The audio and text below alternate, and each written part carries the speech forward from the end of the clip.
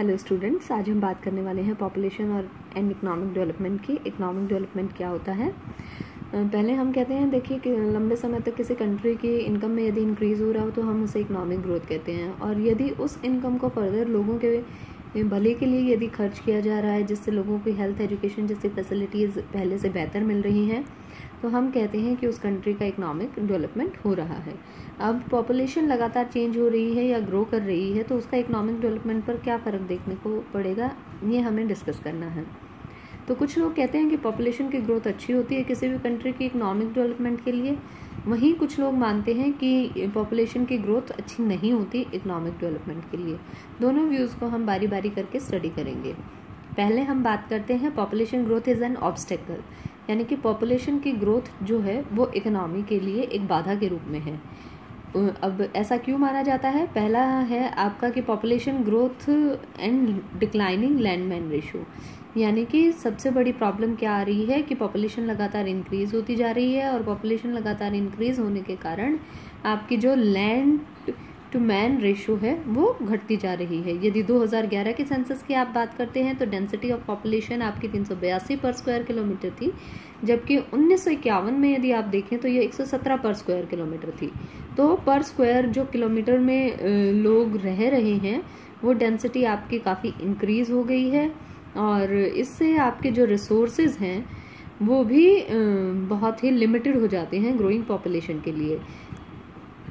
अब ये land man ratio तो डिक्रीज होती जा रही है, रिसोर्सेज लिमिटेड होते जा रहे हैं, और ज़्यादा अफेक्ट कहाँ देखने को मिलता है हमें? एग्रीकल्चरल लैंड की यदि हम बात करते हैं, पॉपुलेशन के लगातार बढ़ते रहने के कारण एग्रीकल्चर पर ज़्यादा प्रेशर देखने को मिल रहा है, क्योंकि वहाँ पर जो कल्टीवेबल आपकी लैंड है वो पर कैपिटल डिक्रीज हो रही है, यानी कि हर एक इंसान के जो हिस्से ज़मीन आनी चाहिए वो घटती जा रही है कल्टीवेशन के लिए।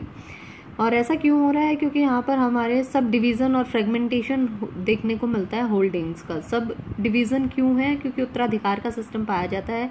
एक पिता अपने पुत्र को आगे ज़मीन देता है, उस पुत्र के यदि मान लीजिए 2 पुत्र और हों तो वो 2 हिस्सों में बंट जाएगी। दोनों पुत्रों के यदि फिर 2-2 पुत्र हों तो वो ज़मीन और आगे 2-2 हिस्सों में बंट जाएगी। तो हर एक इंसान के हिस्से जो एग्रीकल्चरल कल्टीवेबल लैंड है वो लगातार डिक्रीज होती चली जाती है।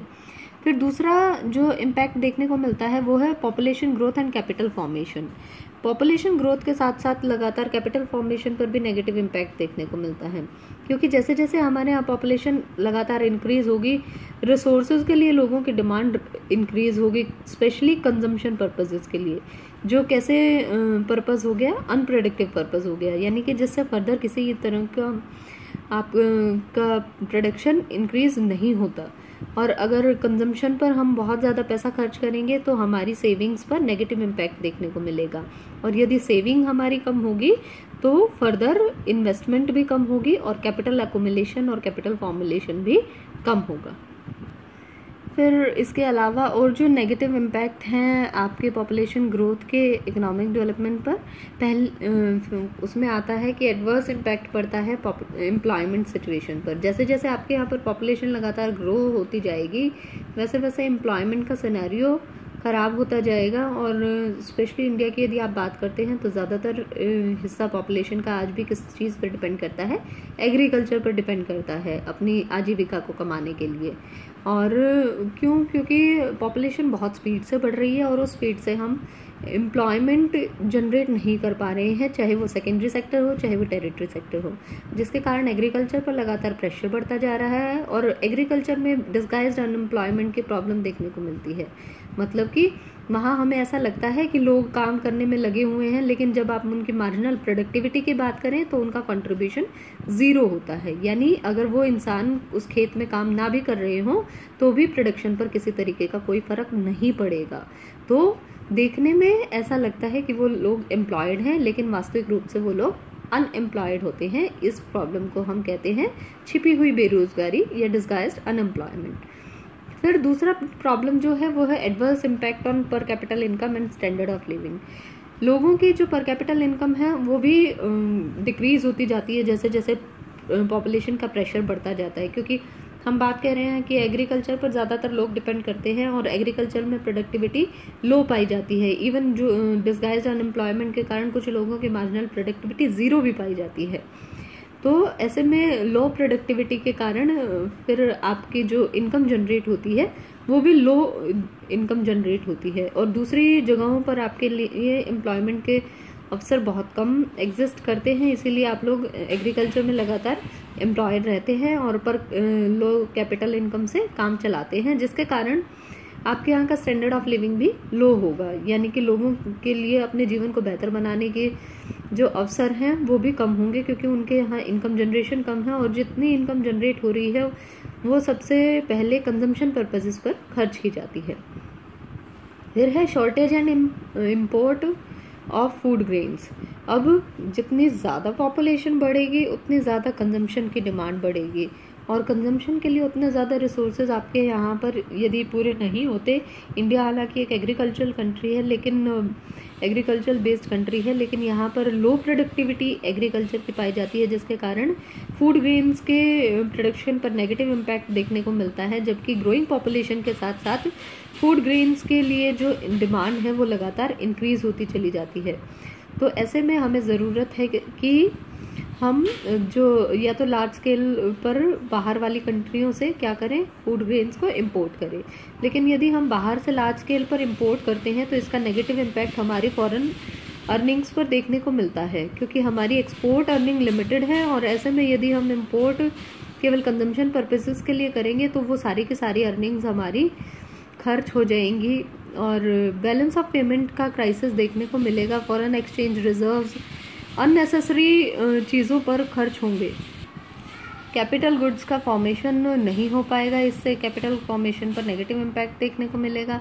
फिर बात करते हैं कि adverse impact on feeding growing population. अब ये जो ग्रोइंग पॉपुलेशन को आप लगातार फीड कर रहे हैं, कंजम्पशन के लिए आप इनके लिए रिसोर्सेज अरेंज करने की कोशिश कर रहे हैं, चाहे आपकी कंट्री से रिसोर्सेज अरेंज हो चाहे आप बाहर से अरेंज करें, इसका इम्पैक्ट नेगेटिव आता है। एक तो हम बात कर रहे थे कि फॉरेन एक्सचेंज रिजर्व्स के रूप में हमें लॉस देखने को मिलेगा, दूसरा कि क्योंकि आपकी गवर्नमेंट लोगों तक बेसिक फैसिलिटीज़ पहुंचाना चाहती है, कम से कम फूड ग्रेन से रिलेटेड स्टारवेशन की प्रॉब्लम को सॉल्व करना चाहती है और ग्रोइंग पॉपुलेशन को फीड करना चाहती है। तो ऐसे में पुअर लोगों को जो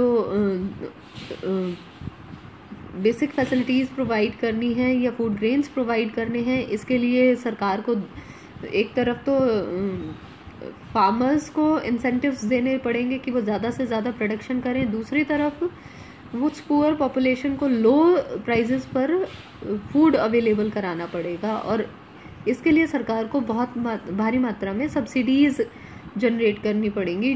जो फूड सब्सिडीज़ जनरेट होंगी, लेकिन उससे एक नेगेटिव इम्पैक्ट सरकार के एक्सपेंडिचर पर देखने को मिलता है, क्योंकि सरकार ऐसी चीज़ पर पैसा खर्च कर रही है जिसको वो प्रोडक्टिव रिसोर्सेज पर खर्च कर सकती थी, कैपिटल फॉर्मेशन जिसकी हेल्प से कर सकती थी। Prevent change in occupational distribution of population. अब जो लोगों का ऑक्यूपेशनल डिस्ट्रीब्यूशन है वो भी ज़्यादा चेंज नहीं हो पाता यदि आपकी पॉपुलेशन लगातार ग्रो करेगी, और लार्ज स्केल का क्योंकि अनएम्प्लॉयमेंट देखने को मिलता है, एम्प्लॉयमेंट अपॉर्चुनिटीज़ बढ़ती हुई पॉपुलेशन के लिए कंपैरेटिवली जनरेट नहीं हो पाती हैं। ज़्यादातर लोग एग्रीकल्चर पर ही डिपेंड करते हैं और बहुत कम लोग ऐसे हैं जो मैन्युफैक्चरिंग सेक्टर और फर्दर टेरिटरी सेक्टर में ऑक्यूपेशंस की पॉसिबिलिटीज़ को ढूंढ पाते हैं, क्योंकि एग्रीकल्चर ही मेन ऑक्यूपेशन रह जाता है ऐसे में कंट्री में। और दूसरे जो स्पेशली हम यदि इंडस्ट्रियलाइजेशन की बात करें उनको सेटबैक लगता है, और बहुत कम लोग ऐसे होते हैं जो इन चीज़ों में इंडस्ट्रीज़ को इस्टेब्लिश करने में, लार्ज स्केल एम्प्लॉयमेंट प्रोवाइड करने के लिए रिस्क ले सकते हैं, क्योंकि ज़्यादातर जो आपके कंट्री में लोग हैं वो लो इनकम लोग हैं, और ऐसे में रिस्क लेने वाले बहुत ही कम एंटरप्रेन्योर्स एग्जिस्ट करेंगे और कम एम्प्लॉयमेंट फर्दर जनरेट हो पाएगा सेकेंडरी सेक्टर में या टेरिटरी सेक्टर में। फिर दूसरा पॉइंट ऑफ व्यू जो देखने को मिलता है, वहाँ कुछ लोग कहते हैं कि population growth is not an obstacle, कि पॉपुलेशन ग्रोथ किसी तरह की कोई बाधा नहीं है। 3 पॉइंट्स के थ्रू इस चीज़ को ज़्यादा अच्छे से डिस्क्राइब किया गया है। पहला है कि problem is not population growth but rather other issues. अब पॉपुलेशन ग्रोथ अपने आप में कोई प्रॉब्लम नहीं है, यहाँ पर इस तरह का आर्ग्यूमेंट रखा गया है, बल्कि प्रॉब्लम क्या है, दूसरे इश्यूज प्रॉब्लम है। किस तरह के इश्यूज प्रॉब्लम हो सकती है किस चीज़ की, प्रोडक्टिव फोर्सेस की। यदि आपके यहाँ पर पॉपुलेशन लगातार ग्रो हो रही है और जो प्रोडक्टिव रिसोर्सेज हैं वो उस स्पीड से ग्रो नहीं हो रहे हैं, तो पॉपुलेशन आपकी कंट्री के लिए प्रॉब्लम हो सकती है। यदि प्रोडक्टिव रिसोर्सेज उसी स्पीड से ग्रो हो रहे हैं या उससे भी ज़्यादा स्पीड से ग्रो हो रहे हैं, तो ऐसे में आप ये नहीं कह सकते कि पॉपुलेशन ग्रोथ आपकी कंट्री के लिए प्रॉब्लम है इकोनॉमिक डेवलपमेंट में। अब जो दूसरी प्रॉब्लम है वो है पुअर्टी की, क्योंकि लोग पुअर होते हैं, ऐसे में लोगों के पास मजबूरी होती है कि वो लार्ज फैमिलीज़ को सपोर्ट करें ताकि ज़्यादा से ज़्यादा इनकम वो जनरेट कर सकें और उनको सोशल सिक्योरिटी भी मिल सके बुढ़ापे में उन एडिशनल बच्चों के थ्रू। तो ये पुअर्टी भी एक प्रॉब्लम है जो इकोनॉमिक डेवलपमेंट में पॉपुलेशन ग्रोथ को लगातार इन्हांस करती है। यदि पुअर्टी ना हो तो पॉपुलेशन ग्रोथ शायद कंट्रोल कर ली जाए और आपके यहाँ पर इकोनॉमिक डेवलपमेंट में कोई प्रॉब्लम देखने को ना मिले। फिर है कि जो 80% वर्ल्ड के रिसोर्सेज हैं वो कंज्यूम कर लिए जाते हैं डेवलप्ड कंट्रीज़ में, जबकि अंडर डेवलप्ड कंट्रीज़ में कंजम्पशन कंपैरेटिवली कम पाया जाता है। तो रिच नेशंस में ओवर कंजम्पशन की प्रॉब्लम पाई जाती है, और जबकि इतने ही रिसोर्सेज के साथ अंडर डेवलप्ड कंट्रीज़ में बहुत सारे लोगों का गुजारा हो सकता था, कंजम्पशन नीड्स पूरी हो सकती थी। तो वर्ल्ड की जो फूड, एनर्जी या जितने भी रिसोर्सेज हैं वो 16 टाइम्स तक आपके रिच नेशंस के थ्रू ज़्यादा कंज्यूम किए जाते हैं, और ओवर कंजम्पशन की प्रॉब्लम के कारण ही under developed countries, rich nations की ओवर कंजम्पशन की प्रॉब्लम के कारण अंडर डेवलप्ड कंट्रीज़ में इकोनॉमिक डेवलपमेंट की प्रॉब्लम फेस करनी पड़ती है। फिर दूसरा पॉइंट था कि ये पॉपुलेशन की ग्रोथ अपने आप में कोई प्रॉब्लम नहीं है, बल्कि रिच नेशंस के थ्रू बिना बात ये एक अफवाह फैलाई जाती है कि पुअर कंट्रीज़ इसीलिए पुअर हैं क्योंकि वो अपने आप जिम्मेदार हैं उनके सिचुएशन के लिए, और इस तरह की मिसलीडिंग्स भी प्रॉब्लम क्रिएट कर रही हैं। लेकिन रिच नेशंस अपनी जो गलतियां हैं, अपनी जो खामियां हैं, उनके बारे में बात नहीं करते।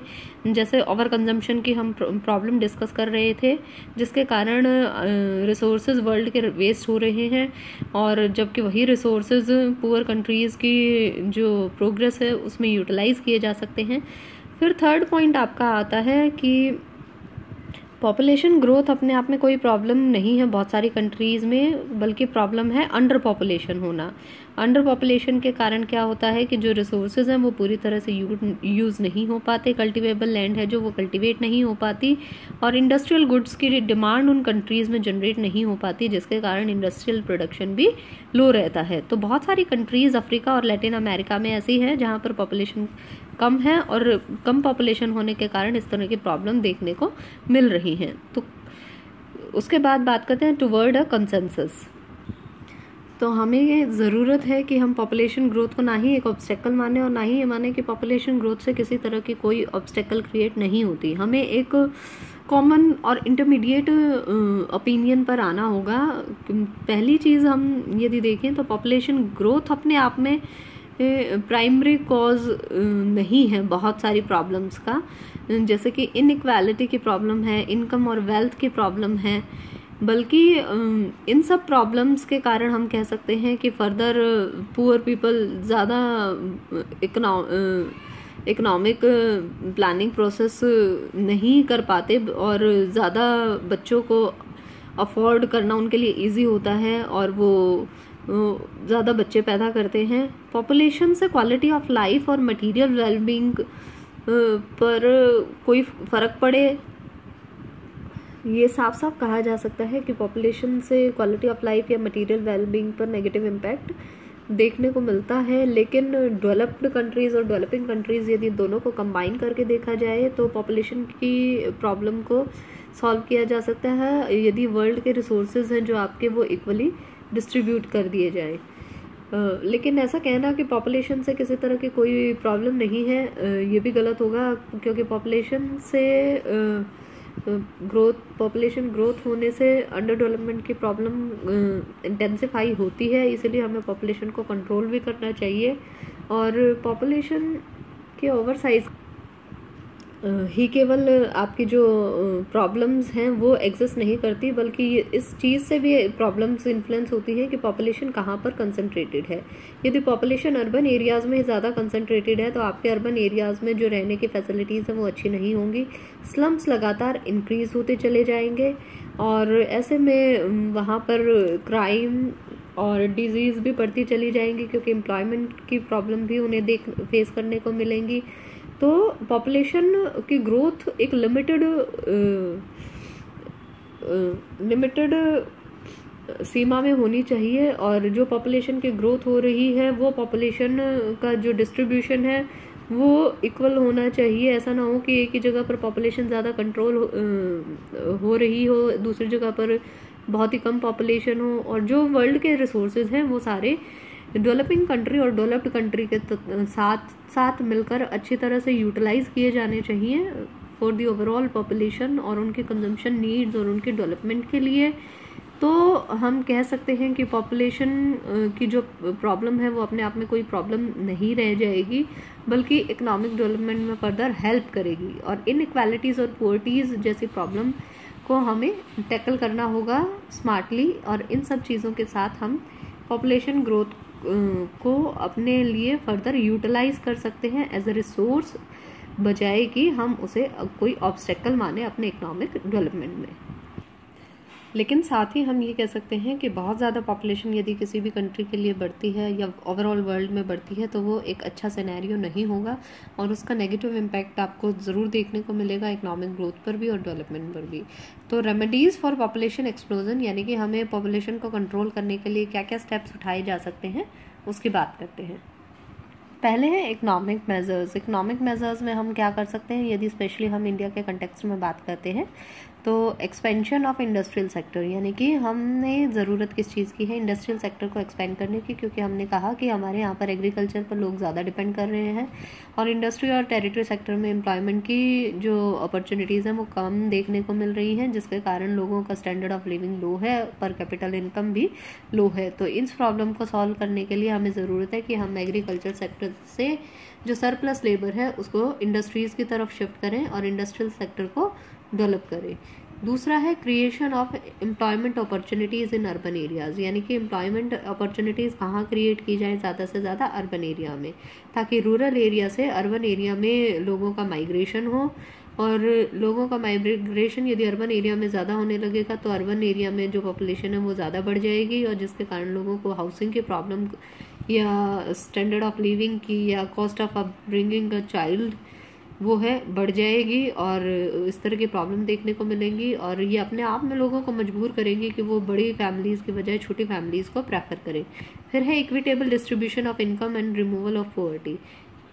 हम पहले ही बात कर चुके हैं कि जो पुअर पीपल होते हैं उनका कोई इंटरेस्ट नहीं होता कि वो फैमिली साइज़ को लिमिटेड रखें, बल्कि वो लार्ज फैमिली साइज़ को प्रेफर करते हैं। और ऐसा इसलिए किया जाता है क्योंकि वहाँ पर एक बच्चे को अपब्रिंग करने की कॉस्ट उतनी नहीं होती जितने उसके एडिशनल बेनिफिट वो देखते हैं, और उन्हें लगता है कि फ्यूचर में चलकर वो बच्चे उनके लिए एक सोशल सिक्योरिटी का भी काम करेंगे, और ओल्ड एज में उनको उन बच्चों के थ्रू हेल्प मिलेगी, जबकि वो उन बच्चों की कॉस्ट अपब्रिंगिंग की कुछ भी नहीं है, और वो बच्चे फर्दर चलकर अपने आप इनकम जनरेशन करेंगे, लेबर के तौर पर काम करेंगे, और फैमिली की इनकम भी बढ़ेगी। तो ऐसे में हमें ज़रूरत क्या है कि पुअर्टी के प्रॉब्लम को हम सॉल्व करें, लोगों को बेसिक एमिनिटीज़ जो हैं वो सबको मिल पाएँ, और जो अनइक्विटेबल डिस्ट्रीब्यूशन है जिसके कारण कुछ लोग बहुत ही अमीर कुछ लोग बहुत ही गरीब देखने को मिलते हैं, यदि हम उसको रिमूव करके हर एक सोसाइटी के सेक्शन तक बेसिक एमिनिटीज़ पहुंचा पाएंगे तो लोगों के लिए एक कंपल्शन होगा कि वो अपने एटीट्यूड को बदलें और स्मॉल साइज फैमिली को प्रेफर करें। लोग जागरूक होंगे और स्मॉल साइज फैमिली को प्रेफर करेंगे। फिर है सोशल मेजर्स, यानी जो सोसाइटी से रिलेटेड मेजर्स हैं पॉपुलेशन को कंट्रोल करने के लिए। इसमें सबसे पहले और सबसे ज़रूरी है एजुकेशन, यानी हमें क्या करना चाहिए, एजुकेशन को प्रमोट करना चाहिए। एजुकेशन को प्रमोट करने से क्या होगा कि अपने आप एजुकेटेड लोग जो है वो अर्ली मैरिजेस को प्रेफर नहीं करते, और यदि वो मैरिज करते भी हैं तो लेट स्टेजेस पर करते हैं, और लेट स्टेजेस के बाद भी वो फैमिली प्लानिंग को ऑप्ट करना पसंद करते हैं और स्मॉल फैमिली को प्रेफर करते हैं, क्योंकि उन्हें पता होता है कि वो एक बेहतर स्टैंडर्ड ऑफ लिविंग अपनी फैमिली को देना चाहते हैं, और इसीलिए वो स्मॉल फैमिली को प्रेफर करते हैं।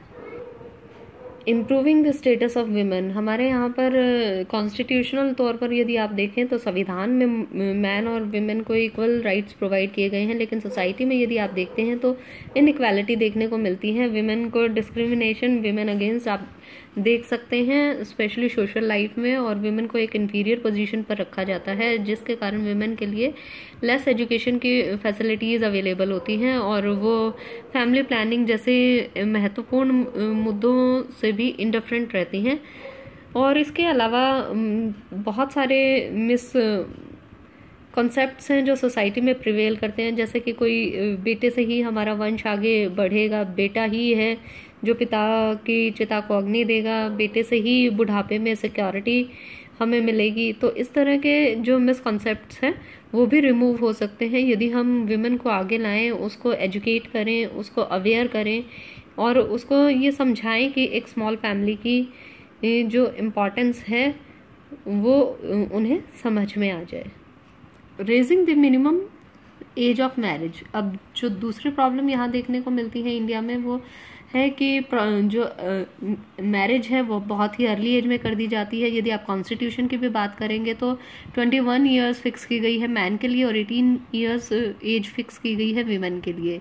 और गाँव में स्पेशली जहाँ पर एजुकेशन कम है वहाँ पर अर्ली मैरिजेस ज़्यादा देखने को मिलती हैं, और इन अर्ली मैरिजेस के कारण प्रॉब्लम क्या आती है कि फर्टिलिटी रेट बहुत ज़्यादा हाई होती है, जिसके कारण पॉपुलेशन उस एज में बहुत ज़्यादा स्पीड से ग्रो करती है। तो हमें ज़रूरत है कि हम मिनिमम एज जो मैरिज की है उसी को बढ़ा लें। फिर है फैमिली प्लानिंग प्रोग्राम्स, यानी हमें इम्पोर्टेंस देनी होगी गवर्नमेंट के थ्रू। तो फैमिली प्लानिंग प्रोग्राम्स जो हैं वो प्रमोट किए जाने चाहिए, जिसमें स्पेशल रोल गवर्नमेंट का है और ऑब्वियसली लोगों का रोल तो है ही है। तो फैमिली प्लानिंग प्रोग्राम्स को आप यदि लार्ज स्केल पर सामने लाएंगे, लोगों के बीच अवेयरनेस लाएंगे, इनको अडॉप्ट करने की बात करेंगे, तो जो पॉपुलेशन है उसको कंट्रोल किया जा सकता है। पहली चीज़ आपको इसके लिए क्या करने की ज़रूरत है कि पब्लिक इन्फॉर्मेशन प्रोग्राम, यानी कि लोगों के बीच में जो स्पेशली रिप्रोडक्टिव एज से बिलोंग करते हुए कपल हैं उन तक आपको फैमिली प्लानिंग की यूज़फुलनेस पहुंचानी होगी, इम्पॉर्टेंस पहुंचानी होगी, ताकि लोगों को कॉन्शियस किया जा सके, उन्हें स्मॉल फैमिली की इम्पॉर्टेंस बताई जा सके, और वो लार्ज फैमिली के जो नुकसान हैं उससे भी अवेयर हो सके। इसके लिए हम मीडिया को बतौर पब्लिसिटी के लिए यूटिलाइज कर सकते हैं, सिनेमा, रेडियो, टेलीविज़न, किसी भी मोड को हम ऑप्ट कर सकते हैं।